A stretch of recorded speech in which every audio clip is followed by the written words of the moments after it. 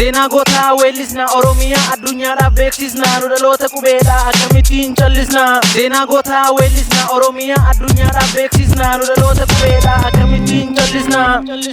yaadaan gara lixaan jira senaa gotichaa beeksisuudhaaf warra qeellam hidda ja'aan sayyoo warra laaloo oliiqaa dingiltuu argate isaan irraa dhalachuudhaaf qeellam maccaa daarii ganda gurraattii walal bakka dantaa garee keessatti bara 1890 nuuf dhalate gootichi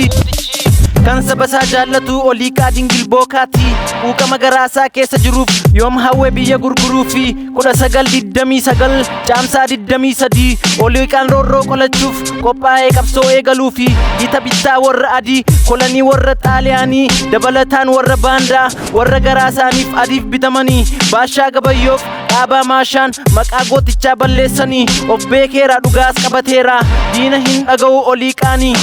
yaadaanis qabanii isa hidhanii isaafoo salphaadhaa mana hidhaa cabsanii bahuuni xiiqii keessa galee biljigii lammaffaa fudhatee dambidoolloo galee baashaa gabayyoodhaaf kenneera kan hojiisaa haadha warraa isaa ishee duuteef be'eera gumaasaa dhaabaa maashaa jala deemtuu xaaliyaanii irraa kaasee dhukeessaa oliiqaan hin dhaabne itti fufee qabsoosaa tokko jedhee jaallasaa shaanqoo hidhachiisee meeshaa xaaliyaaniif deemu booji'ees diina rifachiisee goota baddaa sayyoodha oliiqaan dingilii goota baddaa sayyoodha oliiqaan dingilii hin baay'ate waraannisaa asiin deemee adii balleesse achiin immoo baandaa biyya keessaa booji'ee tarree galchee hin beekame maqaansaa gaafa garaa kutate dhiirri diina sabasaa harcaasaa injifannoo hin dagatamneen loltuu diinaa joonjessaa itti deemee itti dhukaasaa ari'aataasaa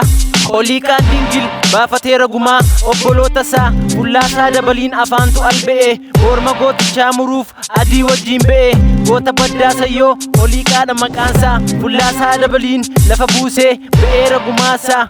qawwee minishiriishanis godhateera kansaa oliiqaan tooftaadhaan qabsoo itti fufee inni firaaf malee yoom diinaaf kufee wadaajootu shiree ajjeesuudhaaf oliiqaa dingiliini silaas karaa lolaa miti summii kennisiiseef nyaataanii funyaansaa madeessee dhukaasa sobaanii qabsahaan hin kufaa qabsoon itti fufaa qabsahaan hin kufaa qabsoon itti fufaa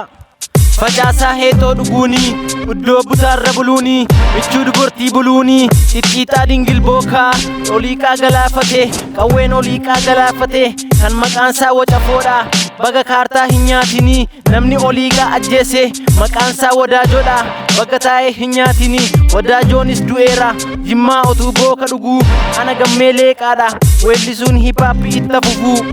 yaa gammee leeqaadha maqaan koo hiphaap senaa gootota Oromoo deessinitti itti fufna hin hojjannaa fuulduratti